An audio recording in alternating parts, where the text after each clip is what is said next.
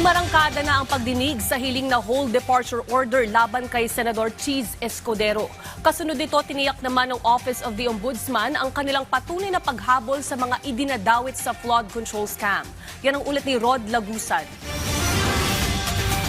Nagsagawa ng pagdinig ang Sandigan Bayan 6th Division sa hiling ng Office of the Ombudsman na precautionary hold departure order laban kay dating Senate President Cheese Escudero at negosyanteng si Maynard Ngu.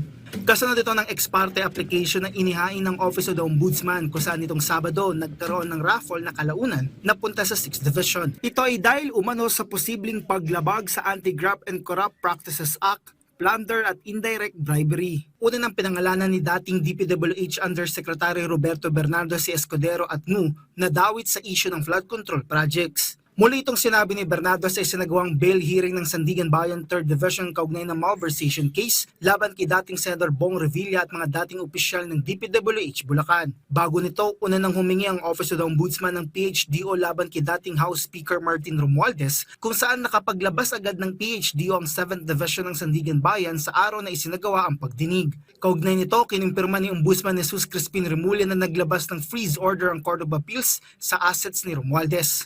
Sa naging pagdinig ng 6th Division, naging confidential ito kung saan ipinaliwanag ng korte na maaaring makompromiso ang ebidensya kung ito ay bubuksan sa lahat. Ayon sa korte, mahalaga na sa puntong ito ay maging maingat para masiguro na mapangalagaan ang ebidensya ng prosekusyon. Ito ay dahil sa hindi pa handang isapubliko ang mga ito dahil hindi pa ito trial o paglilitis. Ayon sa korte, ito ay preliminary pa lamang at magiging bukas sa publiko ang ilalabas na resolusyon kaugnay ng petisyon ng Office of the Ombudsman. Una nang sinabi ng Office of the Ombudsman na patuloy ang kanilang paghabol sa mga umunay sangkot sa issue ng flood control projects. Pero malapit na ho yan, malapit na ho. There are senators, congressmen, and yung dalawa pong masterminds or master plunderers na sinasabi ni Ombudsman, that's all in the works. Yung binanggit po ni Ombudsman dati, yung former Speaker and the former Senate President.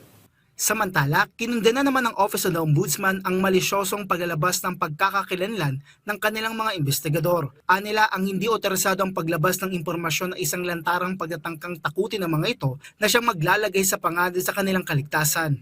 Sa kasalukuyan, nakikipag-ugnayan ng Office of the Ombudsman sa National Bureau of Investigation at PNP Anti-Cybercrime Group para matukoy kung sino ang nasa likod nito. Ito'y para mahabol ang mga ito dahil sa paglabag sa Data Privacy Act at Cybercrime Prevention Act. Rod Gagusad para sa Pambansang TV sa Bagong Pilipinas.